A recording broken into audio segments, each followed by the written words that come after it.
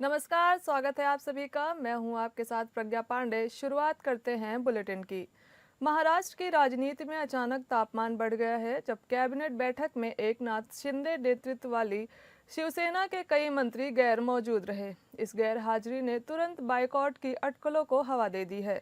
हालांकि deputy CM Eknath Shinde बैठक में मौजूद थे, लेकिन बैठक के बाद शिवसेना मंत्रियों ने सीएम देवेंद्र फडणवीस से मुलाकात कर अपनी नाराजगी साफ साफ जाहिर की है। उन्होंने शिवसेना और शिंदे से ये भी कहा कि सभी को गठबंधन के नियमों का पालन करना चाहिए। शिवसेना नेता ने आरोप लगाया कि आगामी स्थानीय निकाय चुनाव से पहले बीजेपी उनके डोंबिवली क्षेत्र के स्थानीय नेताओं को पोच कर रही है। ये बात शिंदे गुट को बेहद खल गई और उन्होंने इसे गठबंधन की आत्मा के खिलाफ बताया।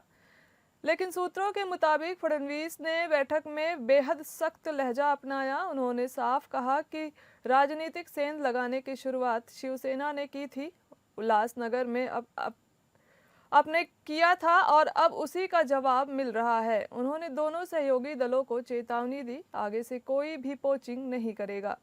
उनके शब्दों में दोनों दलों को अनुशासन का पालन करना होगा।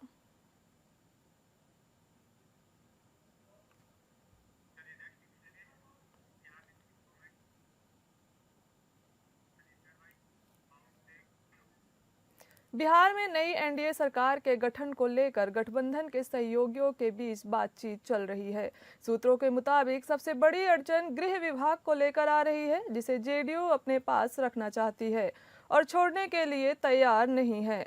वहीं विधानसभा अध्यक्ष के पद को लेकर कोई असहमति नहीं है। गठबंधन के सूत्रों से मिली जानकारी के मुताबिक जेडीयू गृह विभाग को अपने पास बरकरार रखने के लिए पूरी तरह उत्सुक है। इस पोर्टफोलियो को लेकर बातचीत जारी है और जेडीयू अभी तक इससे अलग होने पर सहमति नहीं हुई है।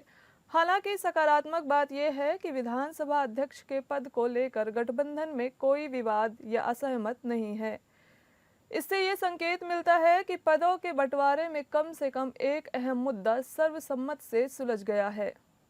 शपथ ग्रहण समारोह में शामिल होने के लिए केंद्रीय गृह मंत्री अमित शाह कल शाम पटना पहुंचेंगे। उनके आगमन से स्पष्ट है कि शीर्ष भाजपा नेतृत्व सरकार गठन के इस महत्वपूर्ण क्षण को कितना महत्व देता है।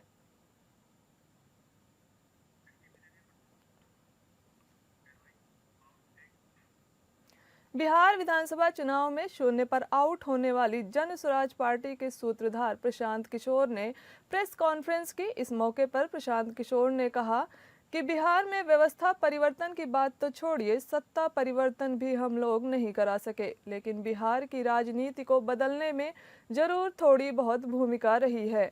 हारने की जिम्मेदारी पूर्णतः मेरी है। प्रशांत किशोर ने कहा, हम लोग सामूहिक तौर पर हारे हैं। आत्मचिंतन का समय है, हम लोग भी चिंतन करेंगे। जो लोग जीत कर आए हैं उनको बधाई, जनता ने अपने लिए अपना रास्ता चुना है। नीतीश कुमार और बीजेपी पर जिम्मेदारी है कि बिहार में जिन बातों को लेकर वो सत्ता में आए हैं, बिहार में तरक्की हो, भ्रष्टाचार खत्म हो, यहाँ पर लोगों के लिए रोजगार हो, बिहार से पलायन बंद हो। आगे कहा, हम लोगों से जो गलती हुई है, जिन लोगों ने जन स्वराज के विचारों से जुड़कर एक सपना देखा था, आशा की किरण जगी थी, उन सब की आशाओं पर, सपनों पर खरा नहीं उतरने के लिए जो दोष है वो मेरा है। इसलिए विनम्रता से माफी मांगता हूं, मैं उस व्यवस्था को बनाने में नाकामयाब रहा हूं।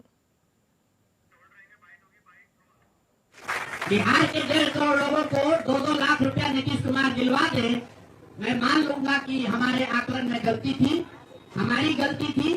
और हमारे आकलन की बात छोड़िए, अगर बिहार से बेरोजगारी दूर हो जाए, पलायन बंद हो जाए, 1.5 करोड़ परिवार, टोटल 2.5 करोड़ परिवार में अगर 1.5 करोड़ परिवार की गरीबी दूर हो जाए, तो प्रशांत किशोर को विधायक बनने की, राजनीति करने की कोई जरूरत नहीं है। हम दूसरा काम कर सकते हैं। आपका अगर ये सवाल है कि 25 सीट की बात है, बिल्कुल 25 सीट से ज्यादा नीतीश कुमार को ना आना चाहिए था, ना आता। एक ही फैक्टर है, ये पैसा बांटकर जो वोट आपने खरीदा है, खरीदने का आप पर इल्जाम है। तो इसको आप इतने 20 साल से आप मुख्यमंत्री हैं, तो आप इस इल्जाम को धो दीजिए। अगले 6 महीने में 1.5 करोड़ लोगों को, 1.5 करोड़ परिवार को स्वरोजगार की व्यवस्था कर दीजिए। और अगर नहीं कीजिएगा तो हम लोग यहीं पर हैं। मैं आपके सामने एक नंबर जारी कर रहा हूं, मेरा अपना व्यक्तिगत ऑफिस का 91,216 91,216 जितने लोग हैं जिनको भी 10,000 रुपया का बयाना नीतीश कुमार सरकार ने अधिकारियों ने जीविका की दीदियों के माध्यम से दिया है, इस आश्वासन के साथ कि अगर आप नीतीश कुमार को एनडीए को वोट देंगे तो आपको 2 लाख रुपया 6 महीना में मिलेगा। तो मेरे भाई अब समय चालू हो गया, आप आ गए हैं सत्ता में और हम लोग आराम से बैठे हुए हैं। बिहार में हर वो महिला, हर वो परिवार जिसको 2 लाख रुपया नहीं मिलता है, आप प्रशांत किशोर से संपर्क कीजिए, आप जन स्वराज से संपर्क कीजिए। अब सलाह का समय खत्म हुआ, अब संघर्ष का समय शुरू होगा। तेजस्वी यादव और रोहिणी आचार्य के विवाद पर लालू यादव आरोपी के बीच रजत की बैठक हुई है। इसमें लालू यादव ने पहली बार तेजस्वी यादव और बेटी रोहिणी आचार्य के बीच हुई लड़ाई का जिक्र किया। उन्होंने अपने नेताओं से कहा कि हमारे घर का मामला है, सभी घर में इस तरह की बातें होती हैं, हम घर में ही सुलझाएंगे, मैं इसे निपटाने के लिए वहाँ हूँ। मीटिंग के दौरान जिसमें लालू की पत्नी राबड़ी देवी, बड़ी बेटी मीसा भारती और जगदानंद सिंह समेत आरजेडी के सीनियर नेता शामिल हुए, जिसमें तेजस्वी को विधायक दल का नेता चुना गया। बताया गया कि बैठक में 1 to 1 बात की गई। चुनाव के परिणाम को कोर्ट ले जाने पर भी बात हुई है। महागठबंधन के नेताओं से विमर्श कर इसमें आगे फैसला लिया जाएगा।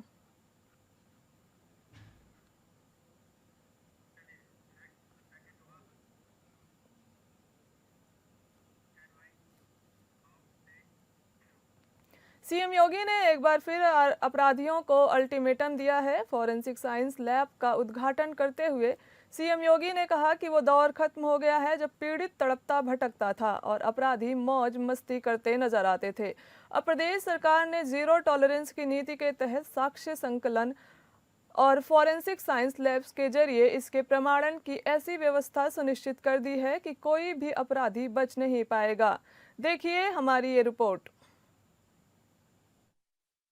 सीएम योगी ने गोरखपुर में विधि विज्ञान प्रयोगशाला का उद्घाटन किया। ये प्रयोगशाला 72.78 करोड़ की लागत से तैयार हुई है। मुख्यमंत्री योगी आदित्यनाथ ने मंगलवार को गोरखपुर में इस प्रयोगशाला का उद्घाटन किया। वर्तमान में यहाँ 8 अनुभाग क्रियाशील हैं। माननीय मुख्यमंत्री जी के प्रयासों से बी से ए श्रेणी के लैब उच्चीकृत करने के लिए कुल 72 करोड़ 78 लाख रुपए की अंतिम स्वीकृति दी गई और यूपीआरएनएन ने G4 प्लस G6 दोनों लैब को एक साथ मिला दिया। इसमें डीएनए अनुभाग, computer forensics, forensic acoustics, forensic engineering, lie detection, explosives व बैलिस्टिक्स के सेक्शंस भविष्य में सुविधाएं प्रदान करेंगे। यह पूर्वी उत्तर प्रदेश के लोगों को विधि विज्ञान प्रयोगशाला की एक नई सौगात प्राप्त हो रही है और गोरखपुर की विधि विज्ञान प्रयोगशाला को श्रेणी बी से श्रेणी ए में उच्चीकृत सेवाओं का लाभ मिल रहा है। 2017 से पहले शास्त्री चौक के पास नवनिर्मित 6 मंजिला भवन बनकर तैयार हो चुका है, जिसमें अत्याधुनिक फॉरेंसिक लैब बनाई गई है। इसके खुलने से ये फायदा होगा कि इसी परिसर में अब laptop, mobile, CCTV camera footage और अन्य डिजिटल डिवाइस से लापता या चोरी डिवाइस या उसके डेटा रिकवरी की सुविधा उपलब्ध हो जाएगी। 2017 में सूबे में सिर्फ 4 लैब हुआ करती थी, लेकिन पिछले 8 वर्ष में 4 लैब से बढ़ाकर 12 लैब हो गई हैं। मुझे बताते हुए प्रसन्नता है कि हमने 8 वर्ष में 4 लैब को बढ़ा करके 12 करने में सफलता प्राप्त की। 18 कमिश्नरी उत्तर प्रदेश में है, हर कमिश्नरी में एक लैब हो, उसके लिए हम लोगों ने 6 अन्य स्वीकृत करके वे आज निर्माणाधीन हैं। यानी 18 ये सभी लैब बन जाएंगे तो 18 लैब्स हमारे पास प्रदेश में होंगी। आपको बता दें कि यहाँ पर हर प्रकार के फॉरेंसिक साइंस के अपराध के खिलाफ समय से ठोस साक्ष्य के साथ पीड़ित को न्याय दिलवाने का काम किया जाएगा। हर एक जनपद में व्यवस्था की गई कि वहां पे मोबाइल फॉरेंसिक लैब भी दिए जाएं। 75 जनपद हैं प्रदेश में, हर जनपद में हमने 2-2 वैन इस रूप में उपलब्ध करवाए हैं जो साक्ष्य कलेक्ट कर सकें। अब ऐसा नहीं कि कोई व्यक्ति अपराध करेगा, पीड़ित भटक रहा है, वर्षों से वह तड़प रहा है, अपराधी मौज मस्ती कर रहा है क्योंकि उसके खिलाफ साक्ष्य नहीं है और इसलिए वह बच निकलता है। लेकिन अब बचेगा नहीं, क्योंकि अपराध होने के कुछ ही घंटे के अंदर उसके खिलाफ पुख्ता साक्ष्य होगा। हर जिले में मोबाइल फॉरेंसिक वैन भी जुटाए गए हैं। अब अपराध करने पर पीड़ितों को भटकने की जरूरत नहीं है और उन्हें समय पर इंसाफ मिल सकेगा। किसानों के विरोध आंदोलन शुरू होने से ठीक एक दिन पहले मध्य प्रदेश सरकार ने बड़ा निर्णय लेते हुए उज्जैन की लैंड पूलिंग नीति को निरस्त कर दिया है। मुख्यमंत्री डॉक्टर मोहन यादव ने कहा कि किसान सम्मान सरकार की सर्वोच्च प्राथमिकता है और सिंहस्थ 2028 का आयोजन दिव्य, भव्य और विश्व स्तरीय रूप में किया जाएगा। मुख्यमंत्री ने ये फैसला किसानों, किसान संघ के प्रतिनिधियों, भाजपा पदाधिकारियों और उज्जैन जिला प्रशासन की संयुक्त बैठक के बाद लिया है। बैठक में किसान संघ की मांगों पर चर्चा की गई, जिसके बाद मुख्यमंत्री ने लैंड पूलिंग निरस्त करने के निर्देश दिए हैं। बैठक के बाद मुख्यमंत्री डॉक्टर यादव ने कहा कि हम सिंहस्थ को दिव्य और भव्य बनाने के लिए हर संभव प्रयास करेंगे। बैठक में लैंड पूलिंग को निरस्त करने का निर्णय लिया गया। सीएम ने कहा कि पूरा विश्व सिंहस्थ 2028 का वैभव देखेगा। मुख्यमंत्री ने नगरीय प्रशासन एवं विकास विभाग और जिला प्रशासन को लैंड पूलिंग निरस्तीकरण के आदेश तत्कालीन जारी करने के निर्देश भी दिए हैं।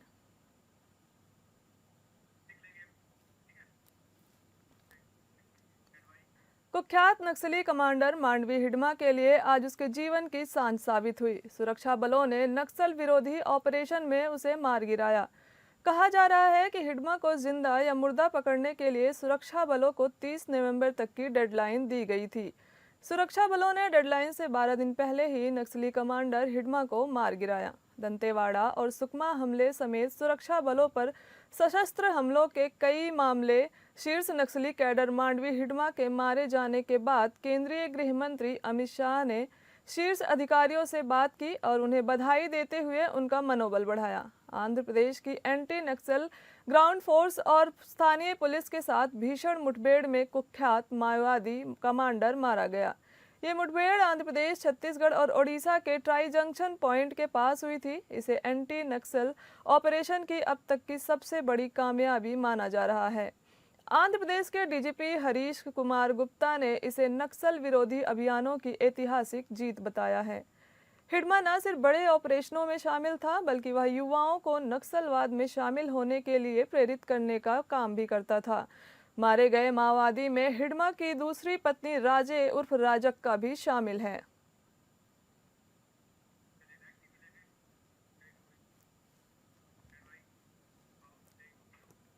प्रधान न्यायाधीश BR गवई ने दोहराया है कि वह अनुसूचित जातियों के आरक्षण में क्रीमी लेयर को शामिल नहीं करने के पक्ष में है। चीफ जस्टिस ने 75 वर्षों में भारत और जीवंत भारतीय संविधान नामक एक कार्यक्रम को संबोधित करते हुए कहा कि आरक्षण के मामले में एक IAS अधिकारी के बच्चों की तुलना एक गरीब खेतिहर मजदूर के बच्चों से नहीं की जा सकती। न्यायमूर्ति गवई ने कहा, मैंने आगे बढ़कर यह विचार रखा कि क्रीमी लेयर की अवधारणा, जैसा कि इंदिरा साहनी बनाम भारत संघ एवं अन्य के फैसले में पाया गया है, लागू होनी चाहिए। जो अन्य पिछड़ा वर्ग पर लागू होता है वही अनुसूचित जातियों पर भी लागू होना चाहिए। हालांकि इस मुद्दे पर मेरे फैसले की व्यापक रूप से आलोचना हुई है। न्यायमूर्ति गवई ने 2024 में कहा था कि राज्यों को अनुसूचित जातियों और अनुसूचित जनजातियों के बीच भी क्रीमी लेयर की पहचान करने और उन्हें आरक्षण का लाभ देने से इनकार करने के लिए एक नीति विकसित करनी चाहिए।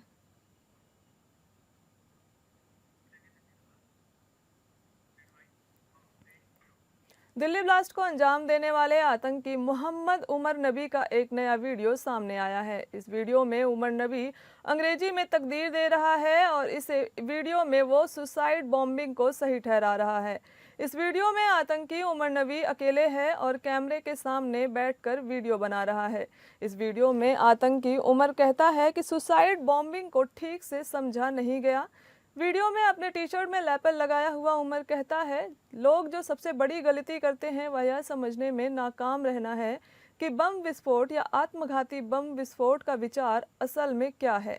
इसके खिलाफ कई विरोधाभास और अनगिनत तर्क हैं। वो आगे कहता है, आत्मघाती हमलों की मुख्य समस्या यह है कि जब कोई व्यक्ति यह मान लेता है कि उसकी मृत्यु एक निश्चित समय और स्थान पर होगी तो वह एक खतरनाक मानसिक स्थिति में चला जाता है। वह यह मानने लगता है कि मृत्यु ही इसकी एकमात्र मंजिल है। वो आगे कहता है कि लेकिन सच्चाई यह है कि ऐसी सोच या ऐसी परिस्थितियां किसी भी लोकतांत्रिक या इंसानी व्यवस्था में स्वीकार नहीं हो सकती, क्योंकि वे जीवन, समाज और कानून के बुनियादी सिद्धांतों का उल्लंघन करती हैं।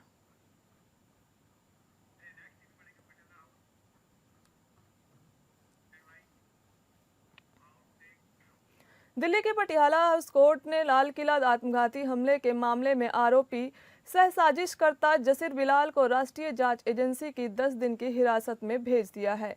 ये फैसला अदालत ने एनआईए की दलीलों को सुनने के बाद सुनाया है। एक दिन पहले ही एनआईए ने आमिर को इसी कोर्ट में पेश किया था, जिसे 10 दिन की रिमांड पर भेजा गया। एजेंसी ने एक बयान में कहा है कि अनंतनाग के काजीकुंड के रहने वाले बानी को सोमवार को श्रीनगर में ड्रोन को मॉडिफाई करके और बम ब्लास्ट से पहले रॉकेट बनाने की कोशिश करके आतंकी हमले करने के लिए टेक्निकल सपोर्ट देने के आरोप में गिरफ्तार किया गया था।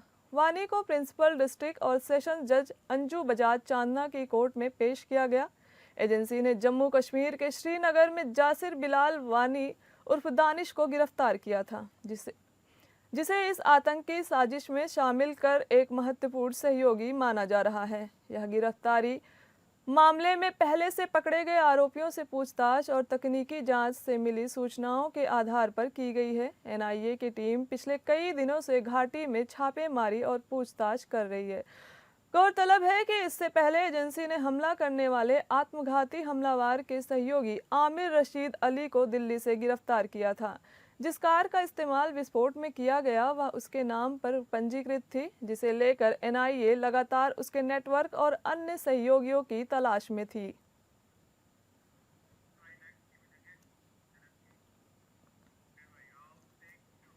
रूस के साथ युद्ध के बीच यूक्रेन 100 राफेल लड़ाकू विमान खरीदने जा रहा है। यूक्रेनी राष्ट्रपति जेलेंस्की ने खुद इसकी जानकारी दी है। जेलेंस्की ने बताया कि उन्होंने फ्रांस के साथ 100 राफेल खरीद की समझौते किए हैं। उन्होंने ये कदम रूस से मुकाबले के लिए संयुक्त यूक्रेन की सैन्य क्षमता को मजबूत करने के प्रयास के तहत उठाया है। जेलेंस्की फ्रांसीसी राष्ट्रपति मैक्रोन के साथ वार्ता के लिए ऐसे समय पेरिस पहुंचे हैं जब यूक्रेन पर रूसी ड्रोन और मिसाइलों से हमले बढ़ गए हैं। यही नहीं, रूसी बल यूक्रेन के जपोरिजिया क्षेत्र में तेजी से आगे बढ़ रहे हैं। जेलेंस्की ने पत्रकारों को बताया उन्होंने 100 राफेल लड़ाकू विमानों का ऑर्डर दिया हुआ है।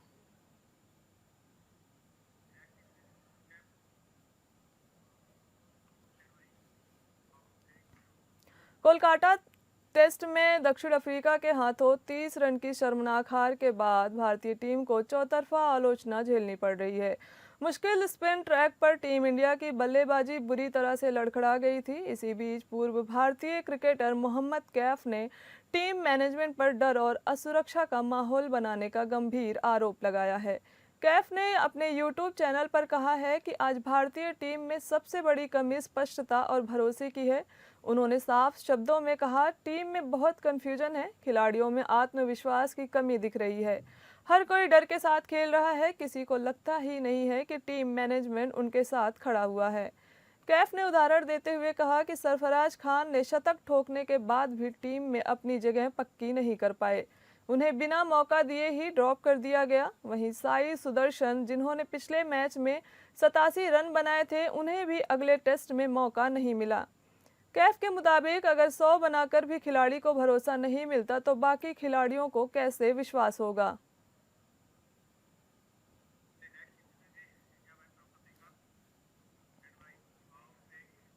साउथ अफ्रीका के खिलाफ दूसरे टेस्ट में पहले ऑलराउंडर नीतीश कुमार रेड्डी को भारतीय टेस्ट स्क्वाड में वापस बुला लिया गया है।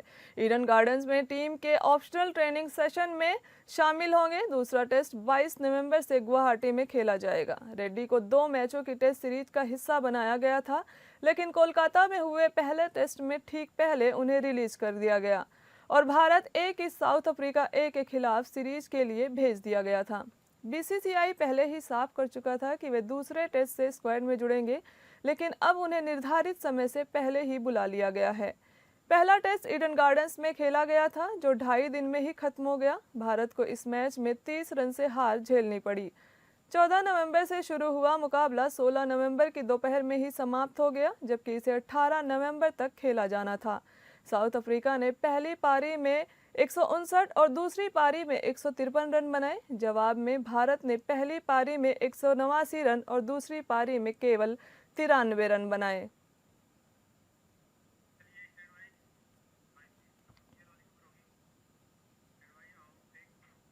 विमेंस प्रीमियर लीग 2026 का सीजन आगाज 7 जनवरी से हो सकता है। बीसीसीआई WPL 2026 के सभी मैचों के आयोजन के लिए मुंबई और बड़ौदा के नाम पर मुहर लगा सकती है। कई महिला क्रिकेटर DY पाटिल स्टेडियम को अपनी फेवरेट बता चुकी हैं। इसी मैदान में सीजन का सबसे पहला मैच हो सकता है।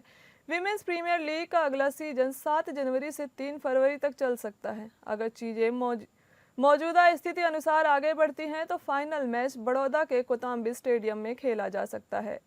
बड़ौदा लीग की शुरुआत 16 जनवरी से हो सकती है। इसमें 5 दिन पहले ही इसी मैदान में भारत बनाम न्यूजीलैंड ODI सीरीज का पहला मैच खेला जाएगा। रिपोर्ट के अनुसार BCCI ने इस संबंध में टीम मालिकों से अभी कोई जानकारी साझा नहीं की है। अभी औपचारिक स्तर पर चर्चाएं चल रही हैं। बताया जा रहा है कि टीमों को सीजन शुरू होने की जानकारी WPL ऑक्शन के दौरान दे दी जाएगी, जो 27 नवंबर को दिल्ली में होने वाला है। मैचों के आयोजन के लिए लखनऊ, बेंगलुरु, मुंबई और बड़ौदा के नाम पर चर्चा की गई थी, लेकिन बताया जा रहा है कि मुंबई और बड़ौदा के नाम पर मुहर लग सकती है।